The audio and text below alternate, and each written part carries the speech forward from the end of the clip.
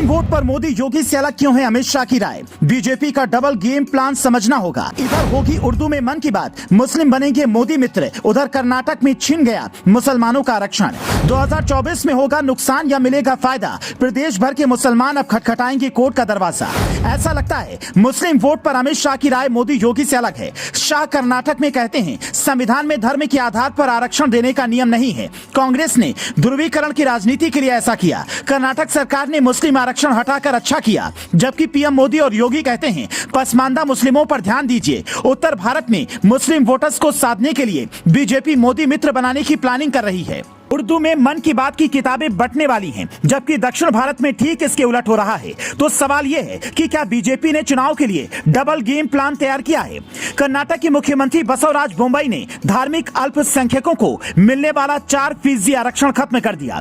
ये आरक्षण अब वोकालिगा और लिंगायत समुदाय में 2-2% बढ़ जाएगा। ये दोनों हिंदू समुदाय चुनावी लिहाज से जरूरी है। अब धार्मिक अल्पसंख्यकों को EWS के तहत आरक्षण मिलेगा। तो सवाल ये है कि क्या EWS के तहत जो 10% आरक्षण मिलता है उसमें भी हिस्सेदारी बढ़ने वाली है। इस फैसले के विरोध में कर्नाटक की करीब 70 लाख मुसलमान सड़कों पर उतरने की तैयारी में हैं। अगर ऐसा हुआ तो मुस्लिम वोट का थोड़ा नुकसान बीजेपी को हो सकता है। उनका दावा है कि बीजेपी सरकार ने आरक्षण छीनकर उनके साथ गलत किया है, इसीलिए अब यह मसला कोर्ट में जाएगा। कर्नाटक कांग्रेस के अध्यक्ष DK शिवकुमार का दावा है कि अगले 45 दिनों में कांग्रेस सत्ता में आएगी और फिर से आरक्षण बहाल करेगी। मतलब कांग्रेस अब भी ध्रुवीकरण की राजनीति में ही लगी हुई है।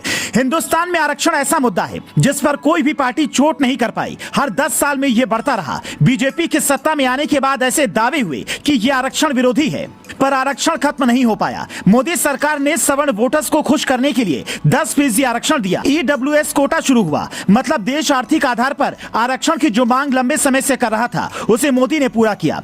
फिर सवाल यह है कि क्या आरक्षण पूरी तरह से खत्म कर उसे सिर्फ आर्थिक आधार पर बांटा जा सकता है। आंकड़े बताते हैं कि OBC से लेकर SC और ST समुदाय तक में हजारों लोग ऐसे हैं जिन्हें आरक्षण की जरूरत नहीं है, पर वो आरक्षण का लाभ ले रहे हैं। ऐसे में अगर आर्थिक आधार वाला नियम लागू हो तो आरक्षण का लाभ लेने वालों की संख्या खुद ब खुद कम हो जाएगी। पर कहते हैं बिल्ली के गले में घंटी बांधे कौन। जब कोई पार्टी उत्तर भारत के वोटर्स को ध्यान में रखकर रणनीति बनाती है तो उसका प्लान कुछ और होता है, जबकि दक्षिण भारत और पूर्वोत्तर में जाकर यह प्लान बदल जाता है। बीजेपी से लेकर कांग्रेस तक का हाल यही है। अब तय जनता को करना है कि उन्हें वोट किस आधार पर करना है।